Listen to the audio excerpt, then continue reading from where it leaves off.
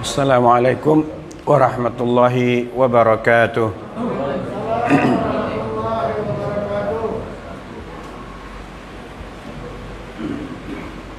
Alhamdulillahi rabbil alamin, wal aqibatu lil muttaqin, wala udwana illa 'alal zalimin. Wassalatu wassalamu ala nabiyyina Muhammadin wa ala alihi wa sahbihi wa man sara ala nahjihi ila yaumiddin. Ashhadu an la ilaha illallah wahdahu la syarika lah, wa ashhadu anna Muhammadan abduhu wa rasuluhu la nabiyya ba'dah. Ayuhal muslimun, usikum wa iyaya bitaqwallahi wa ta'atihi la'allakum tuflihun. Qala rabbuna jalla sya'nuhu fi kitabihil karim, a'udzu billahi minasy syaithanir rajim. Ya ayyuhalladzina amanuttaqullaha haqqa tuqatih wa la tamutunna illa wa antum muslimun. Surah Ali Imran ayat 102. Allah berfirman, wahai orang-orang yang beriman, bertakwalah kamu semua kepada Allah dengan sebenar-benar takwa, dan janganlah mati melainkan mati dalam keadaan menyerah diri kepada Allah Subhanahu wa taala. Janganlah mati melainkan mati dalam keadaan sebagai seorang muslim. Kaum muslimin dan muslimah jamaah yang dimuliakan oleh Allah Subhanahu wa taala, tak dapat digambarkan dengan kata-kata bagaimana perasaan kita hari ini. Mulai dari malam tadi,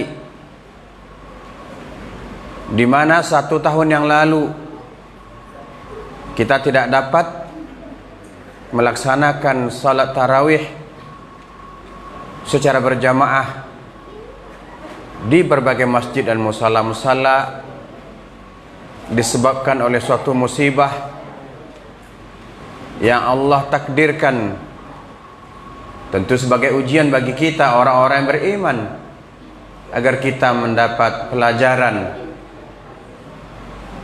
Semoga jamaah yang dimuliakan Allah, semoga kita dapat melaksanakan ibadah Ramadan tahun ini dengan sebaik-baiknya. Semoga Allah Subhanahu wa taala memudahkan kita untuk melaksanakan segala kebaikan. Semoga Allah Subhanahu wa taala mengampuni dosa-dosa kita, dosa orang tua kita, dosa kaum muslimin, baik yang telah mendahului kita ataupun yang masih hidup. Pada bulan Ramadan al-Mubarak yang penuh berkah ini, kita doakan kepada Allah agar para pemimpin kita senantiasa dijaga dan dibimbing oleh Allah, agar mereka senantiasa istiqamah berada di jalan kebenaran, istiqamah dalam menegakkan kebenaran dan keadilan. Semoga Allah SWT memberikan keamanan kepada negeri kita ini.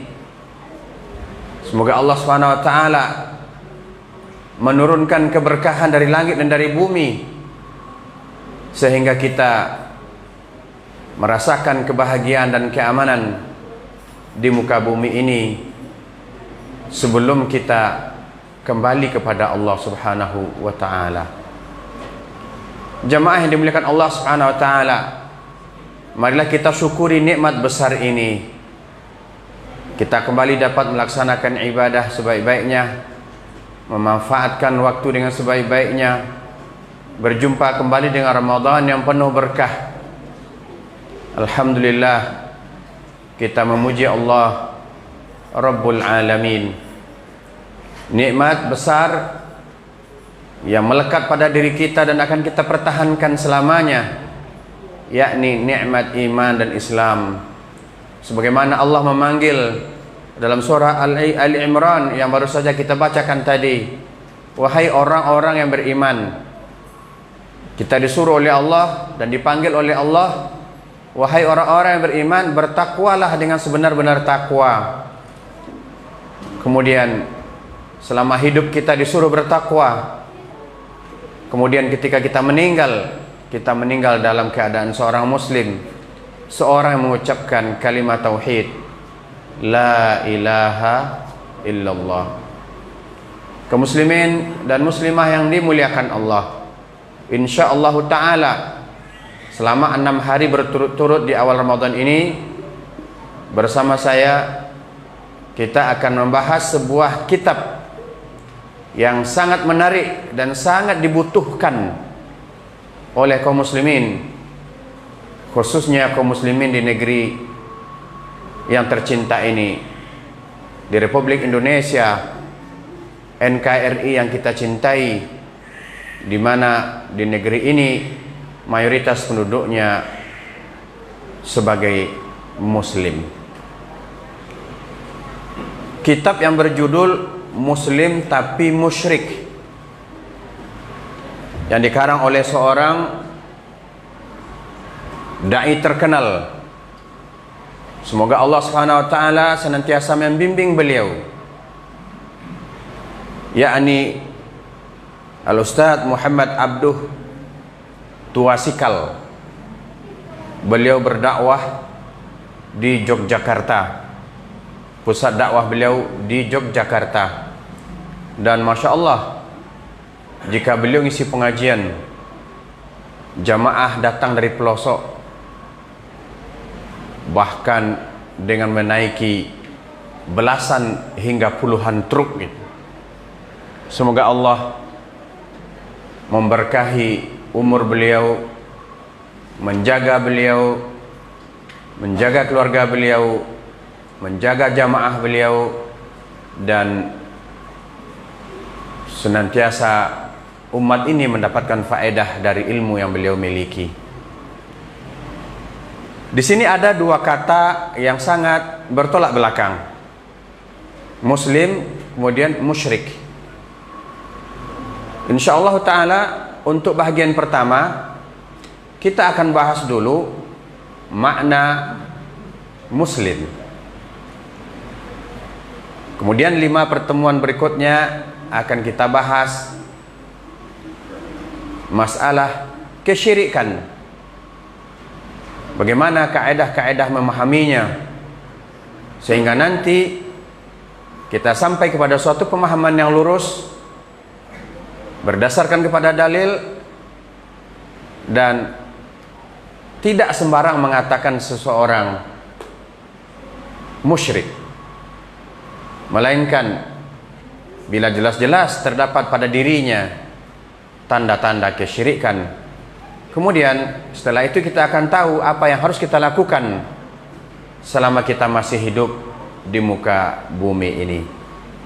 Jamaah yang dimuliakan Allah Subhanahu wa taala, alhamdulillah kita yang baru saja melaksanakan ibadah salat subuh ini, kita adalah seorang muslim.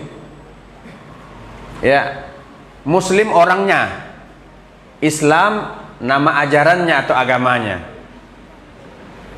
Dan rukun Islam sama-sama kita ketahui ada 5, dan yang baru saja kita laksanakan adalah melaksanakan sholat. Jemaah yang dimuliakan Allah Subhanahu wa taala, muslim orangnya, Islam adalah ajarannya. Maka setiap muslim hendaklah mengetahui makna Islam itu sendiri, agar bisa dia pahami, dia amalkan, bahkan dia perjuangkan, dia dakwahkan, bahkan semoga dia sabar menjadi seorang muslim. Karena ada masanya, ada kalanya seorang muslim itu mendapatkan berbagai macam ujian, tekanan, penderitaan, bahkan sampai kepada penderitaan yang luar biasa. Sebagaimana kita saksikan di berbagai negara di muka bumi ini, ada muslim yang dibunuh dengan begitu sadisnya, bahkan sampai kepada tingkat pemusnahan atau genosida. Maka kita sebagai muslim hendaklah sabar dan tabah. Kata atau kalimat al-Islam itu bahasa Arab. Untuk mengetahui makna bahasa Arab, hendaklah kita kembali kepada kamus bahasa Arab. Maka dalam hal ini yang selalu menjadi pegangan saya dalam menguraikan makna Islam adalah kamus Al-Mu'jam Al-Wasit pada huruf sin. Jadi mulai dari huruf alif sampai huruf ya diuraikan kalimat-kalimat yang diawali dengan huruf tersebut. Pada huruf sin ada di situ 3 kata, yakni sin, lam, dan mim. Bila digabung dia menjadi salima, bentuk lampau, fi'lul madhi. Kemudian yaslamu, kemudian salaman, salima, yaslamu, salaman. Maknahu bari'a, begitu dalam Al-Mu'jam Al-Wasit, yakni selamat atau terbebas. Dan sangat mudah kita pahami makna selamat. Selamat dari bencana, selamat dari musibah, selamat dari kemurkaan. Dan dalam hal ini tentu selamat kita dari kemurkaan Allah, selamat kita dari azab neraka, selamat kita dari azab kubur, selamat orang lain dari bahaya tangan dan mulut kita. Kemudian ditambahkan 1 huruf di depannya, aslama, yuslimu, islaman. Jadi bahasa Arab itu tentu mirip dengan bahasa Inggris. Bentuk katanya, bentuk lampau, bentuk sekarang dan akan datang, kemudian bentuk masdarnya. Aslama, yuslimu, islaman, dakhala fis silmi, itu artinya masuk ke dalam keselamatan. Itu makna yang kedua, masuk ke dalam keselamatan. Oleh sebab itu Allah SWT berfirman dalam surah Al-Baqarah ayat 208, ya ayyuhalladzina amanu udkhulu fis silmi kafah wa la tattabi'u khutuwatis syaitan innahu lakum aduwwum mubin. Wahai orang-orang yang beriman, masuklah ke dalam Islam secara kafah dan jangan ikuti langkah-langkah syaitan. Sesungguhnya syaitan itu musuh yang nyata bagimu. Kita sering mendengar istilah Islam kafah. Allah yang memerintahkan demikian. Masuklah ke dalam Islam secara kafah. Masuk ke dalam Islam secara kafah, secara menyeluruh. Apabila kita telah berucap 2 kalimat syahadat, di sini diawali dengan kata ya ayyuhalladzina amanu, atau dengan kalimat ya ayyuhalladzina amanu, wahai orang-orang yang beriman. Jamaah yang dimuliakan Allah, apabila kita disebut muslim, itu juga disebut mukmin. Apabila dipanggil muslim, sudah masuk di dalamnya istilah mukmin. Apabila dipanggil mukmin, sudah masuk di dalamnya muslim. Begitu. Namun jika kita uraikan, dia punya makna yang lebih, dan sehingga kelihatan ada sedikit perbedaan. Jika kita gabung, dia sama. Maka mukmin berasal dari kata iman. Sama-sama kita ketahui selama ini bahwa iman adalah keyakinan dalam hati bahwa alam semesta ini pasti ada yang menciptakannya, yang memiliki dan menguasainya, yakni Allah Subhanahu wa taala. Kemudian keyakinan dalam hati bahwa pasti ada maksud kita diciptakan oleh Allah Subhanahu wa taala, yakni untuk ibadah kepadanya. Ada keyakinan dalam hati bahwa ketika Allah Subhanahu wa taala menciptakan kita untuk ibadah kepadanya, Allah pasti utus rasulnya untuk mencontohkan bagaimana cara ibadah kepadanya. Maka keyakinan itu melahirkan pengakuan asyhadu an la ilaha illallah wa asyhadu anna muhammadar rasulullah. Jika kita umat Nabi Muhammad dan kita adalah umat Nabi Muhammad sampai akhir zaman nanti. Maka iman adalah mengikrarkan dengan lisan, dengan lidah. Itu yang kita ikrarkan. Asyhadu an la ilaha illallah wa asyhadu anna muhammadar rasulullah. Kemudian wal amal bil jawarih atau al arkan. Kemudian pengamalan dengan anggota badan. Jadi iman itu meyakini dalam hati, mengikrarkan dengan lisan, melaksanakan dengan anggota badan. Jadi ketiga-tiganya harus ada keselarasan, kesesuaian keyakinan, ucapan, dan perbuatan. Maka kan kita sering mengatakan bahwa seorang munafik itu lain di mulut, lain di hati gitu. Maka seorang mukmin yang sesungguhnya adalah ada keselarasan antara apa yang dalam hati dan apa yang diucapkan dan yang dilakukan. Nah, di sini Allah justru dua sekaligus menyebutnya, atau dalam ayat sebelumnya di sini juga demikian, wahai orang-orang yang beriman. Orang beriman dipanggil, yakni orang yang telah yakin, orang yang telah berikrar, orang yang telah melakukan peribadatan kepada Allah, membuktikan apa yang dia yakini, yang dia ucapkan, kemudian disuruh menjadi seorang muslim kafah, muslim yang menyeluruh. Tidak kita pilah-pilah agama ini cocok untuk zaman ini dan tidak cocok untuk zaman yang akan datang. Ini cocok di suatu negeri dan tidak cocok untuk tempat lain. Ini sesuai untuk kampung kita, tidak cocok untuk kampung di sebelah gitu.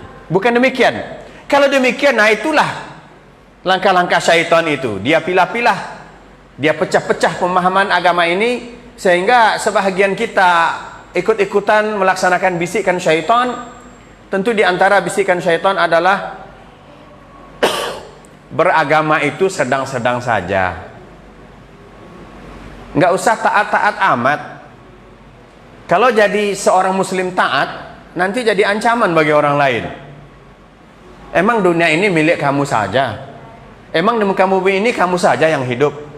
Tidak, bukan kita aja yang hidup. Bahkan semua manusia hidup di muka bumi ini, bahkan binatang dan tumbuh-tumbuhan. Memang bukan kita aja.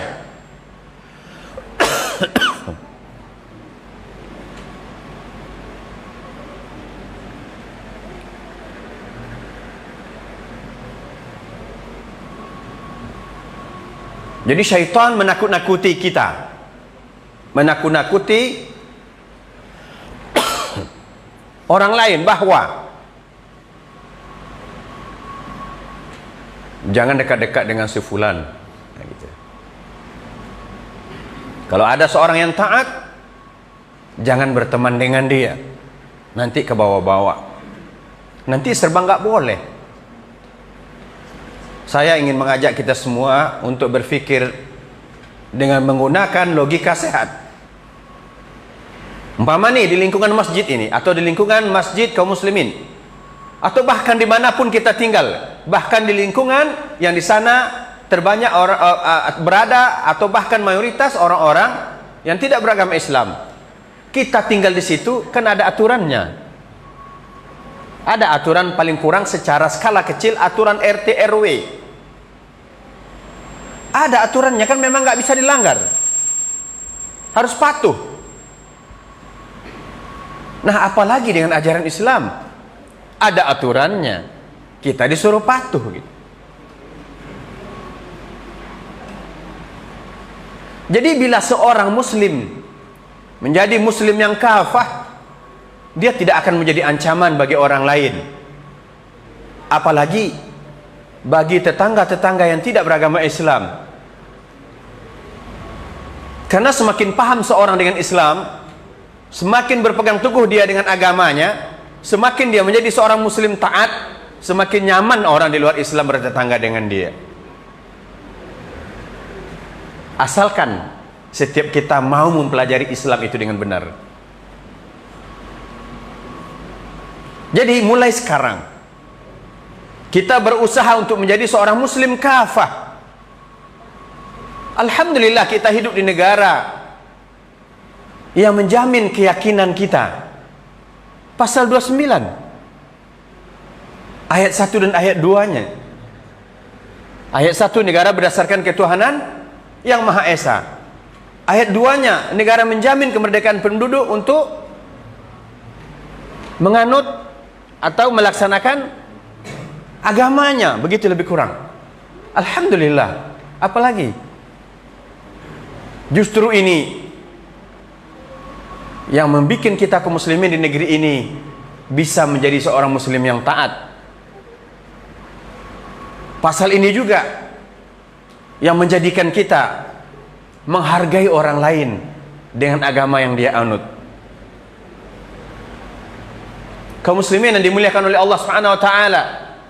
Ini makna kedua, yakni masuk ke dalam keselamatan.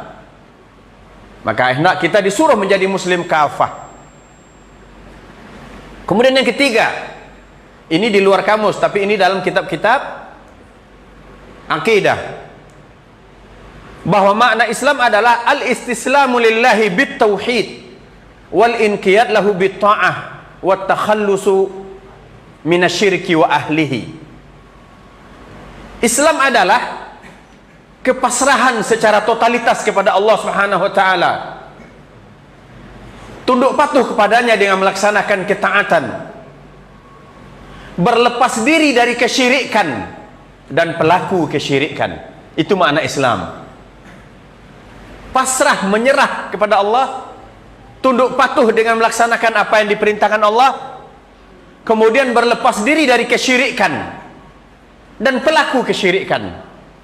Perbuatannya kesyirikan, orangnya musyrik. Berarti muslim pasrah kepada Allah, taat kepada Allah, tidak melakukan kesyirikan, tidak melakukan kontak, hubungan, kerjasama dengan orang-orang yang musyrik. Umpama kita mengaku sebagai seorang muslim, tapi untuk keselamatan dirinya dia memakai azimat di lengan, di pinggang, di lehernya. Sekalipun azimat itu bertuliskan tulisan Arab, tapi yang pakai azimat itu tidak paham bahasa Arab. Yang paham bahasa Arab, besar kemungkinan dia akan menolak. Karena jika dia baca, jika dia amati, kebanyakan di antara azimat itu walaupun ada tulisan Arabnya, di antaranya yang pernah diserahkan kepada saya sebuah azimat yang ditulis di atas kain bludru warna hijau dengan tinta kuning emas. Di sana ada dua gambar telapak kaki. Di telapak kaki yang pertama tulisan lafzul jalalah Allah, di telapak kaki kedua tulisan Muhammad sallallahu alaihi wasallam. Di bahagian lain ayat kursi, di bahagian lain Asmaul Husna. Kemudian ada kotak-kotak yang di dalamnya ada huruf terpotong-potong. Kemudian azimat itu dilipat baik-baik, digantungkan di pinggang atau di leher. Coba jika kaum muslimin pandai bahasa Arab, pasti dia menolak. Masa nama Allah diletakkan di telapak kaki.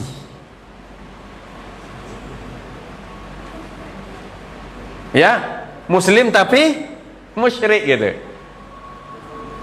Ini bukan nikmat Ustaz, tapi buya yang kasih, tapi tuanku yang kasih, tapi syekh yang kasih, tapi kiai yang kasih. Maka dapat kita pastikan mereka-mereka itu tidak memahami Islam dengan baik. Maka waspadalah kita, karena makna Islam bertolak belakang dengan kesyirikan. Maka seorang muslim harus jauh dari kesyirikan. Kemudian yang keempat, kembali ke Al-Mu'jam Al-Wasit. Makna Islam, izharul qabul wal khudu' lima atabihi Muhammad sallallahu alaihi wasallam. Islam adalah menampakkan penerimaan dan ketundukan kepada ajaran yang dibawa oleh Nabi Muhammad sallallahu alaihi wasallam. Mana penerimaan? Tentu diawali dengan mengucapkan dua kalimat syahadat. Asyhadu an la ilaha illallah wa asyhadu anna Muhammadar Rasulullah. Maka kita menjadi Islam, karena rukun pertamanya adalah mengucap dua kalimat syahadat.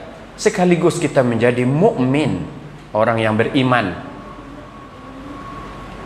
Menampakkan penerimaan, yakni dengan mengucapkannya. Kemudian setelah itu, rukun Islam selanjutnya kita nampakkan pelaksanaannya. Seperti yang baru saja kita laksanakan, ibadah subuh, dan yang sekarang sedang kita laksanakan, berpuasa. Dan bagi seorang muslimah menutup aurat dengan baik. Jangan sampai kita beranggapan, ya, atau ada beranggapan jilbab itu dalam hati. Karena yang dikatakan jilbab dalam bahasa Arab pakaian luar yang menutup badan seluruhnya, atau seluruhnya kecuali muka dan telapak tangan. Itu yang dikatakan jilbab. Adapun yang di negeri kita ini yang kita katakan jilbab adalah kerudung. Padahal jilbab itu pakaian dalam. Jadi seperti mukennah ibu-ibu dalam sholat itu, itulah jilbab dalam bahasa Arab. Dan yang dipakai oleh muslimah sebahagian adalah kerudung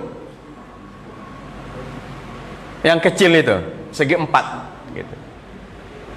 Nah, jilbab yakni pakaian yang menutupi tubuh bagian luar, bukan jilbab dalam hati. Sehingga ada orang yang memahami nggak usah tutup aurat bagi wanita, yang penting hatinya berjilbab. Nah, ini keliru.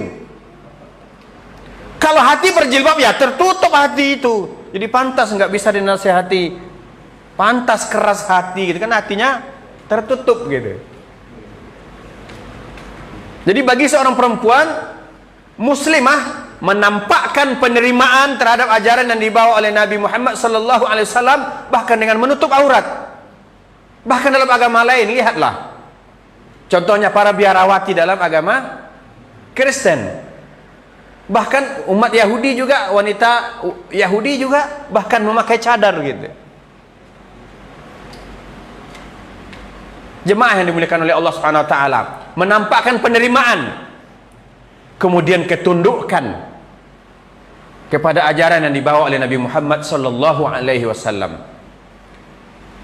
Nah, ini tidak dipaksakan kepada yang lain, karena Allah berfirman, la ikraha fid din.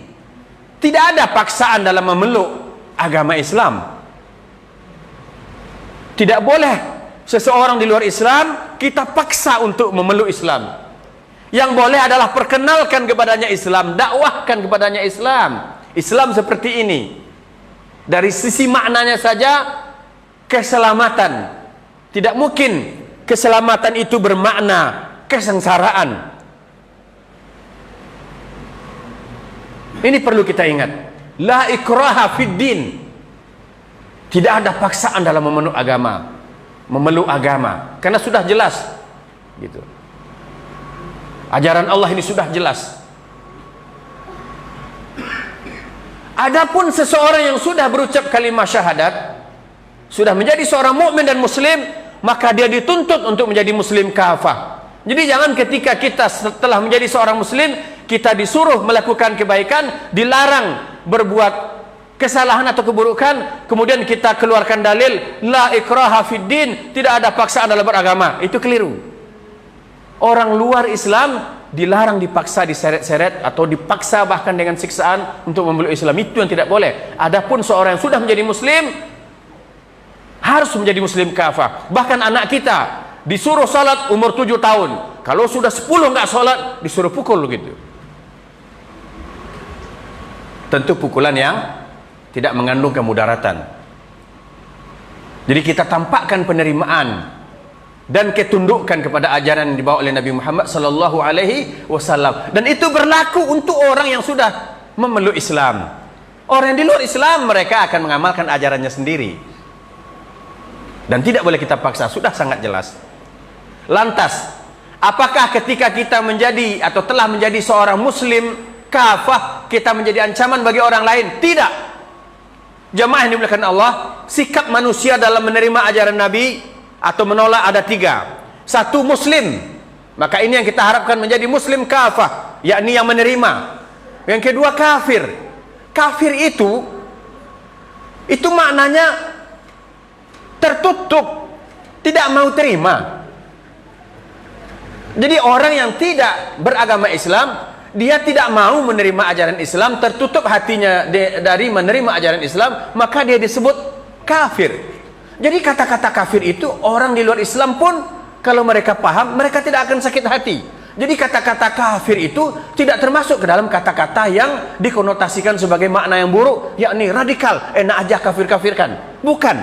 Kan memang begitu. Dulu pernah saya menonton sebuah video dari seorang tokoh agama Hindu. Beliau bahkan mengatakan memang itu istilahnya. Kan kami beragama Hindu, nggak mungkin kami disebut muslim karena memang kami bukan muslim. Jadi kalau bukan muslim memang disebut kafir, artinya menolak, tidak mau terima. Kan jelas ya. Kemudian yang ketiga, munafik. Munafik ini menampakkan keislaman mulai dari ujung rambut sampai ke ujung kaki dengan segala macam tampilan-tampilannya, tapi sebetulnya hatinya kafir gitu. Inilah musuh dalam selimut. Bahkan di zaman Rasulullah, salat di belakang Rasulullah, dan Rasulullah tidak memeranginya. Sulit nih berhadapan dengan orang munafik, karena dia mengucap kalimat tauhid juga, la ilaha illallah, aku muslim katanya, aku mukmin. Sehingga ada seorang sahabat yang terlanjur membunuhnya, dimarahi oleh Rasul. Tapi dia kan ucap la ilaha illallah karena mau aku bunuh.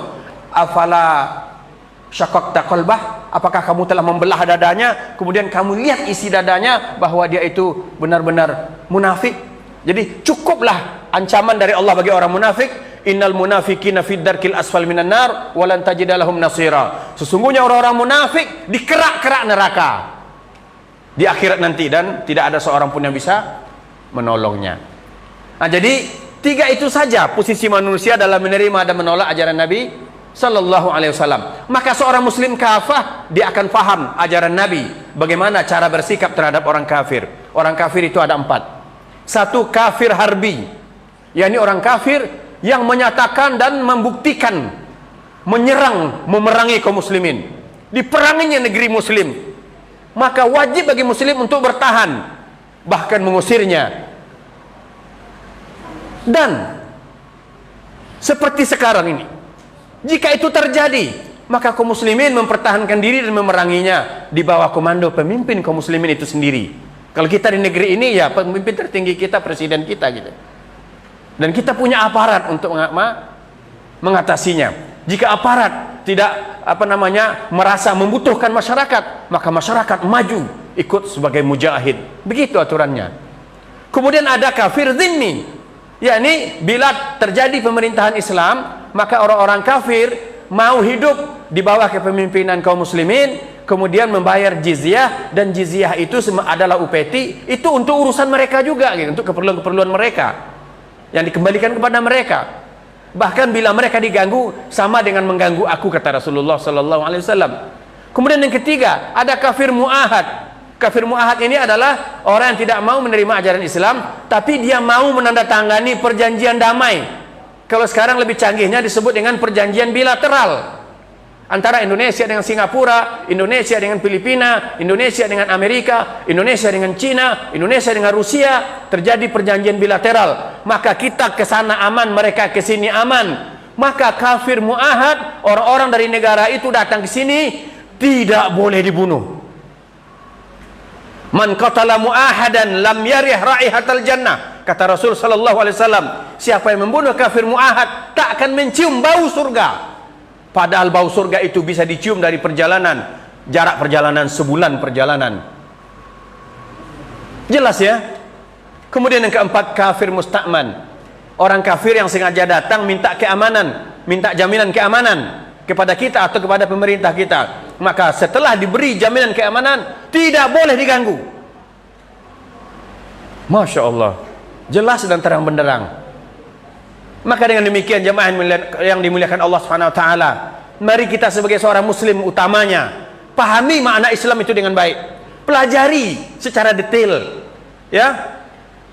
Orang lain saja mereka mau taat dengan agamanya, kenapa kita tidak taat dengan agama kita atau bahkan dengan setengah-setengah? Janganlah kita termasuk orang-orang yang aneh dalam hidup di muka bumi ini, ingin menjadi muslim yang ala kadarnya, tapi ketika mati ingin masuk surga dengan mulus.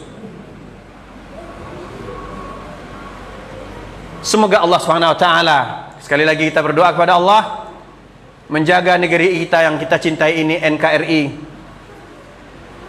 memberi hidayah kepada mereka yang belum dapat hidayah, mengokohkan keimanan keislaman para pemimpin kita, sehingga kita dapat menikmati keamanan dan kenyamanan di negeri ini, sehingga negeri ini menjadi baldatun thayyibatun wa rabbun ghafur. Sebagai penutup saya jelaskan, ini yang sangat prinsip di antara ajaran Rasulullah SAW adalah taat dan patuh kepada pemimpin dalam hal yang baik. Digambarkan oleh Rasulullah SAW bahwa di akhir zaman nanti akan ada pemimpin yang tidak mengikuti sunnahku, kata Nabi. Bahkan sampai dikatakan badannya badan manusia, tetapi hatinya hati setan gitu. Ditanya oleh sahabat, kalau kami berjumpa dengan pemimpin seperti itu, apa yang kami lakukan? Ati' wa asmi', taat dan dengar. Illa ayyu'mara bimaksiyah, kecuali dia menyuruhmu bermaksiat. Jadi kita diperintahkan oleh Nabi sallallahu alaihi wasallam, jika kita benar-benar seorang muslim, nampakkan penerimaan dan ketundukan. Diperintahkan oleh Nabi untuk mentaati pemimpin kita. Tidak boleh memberontak, tidak boleh melawan. Kecuali disuruh berbuat maksiat. Umpama kita disuruh joget-joget malam hari dalam menyambut Ramadan, ya, itu maksiat namanya. Itu tidak kita lakukan. Nah, begitu cara menolaknya. Tapi mereka itu tetap pemimpin kita. Itulah Islam. Orang yang mengikuti sunnah Nabi begitu. Semoga Ramadan tahun ini betul-betul membawa keberkahan dan betul-betul menyadarkan kita semua akan makna Islam, sehingga kita menjadi muslim dan orang-orang di luar Islam semakin mengenal apa itu agama Islam. Demikian kajian kita. Subhanakallahumma wa bihamdika asyhadu an la ilaha illa anta astaghfiruka wa atubu ilaik. Wassalamualaikum warahmatullahi wabarakatuh.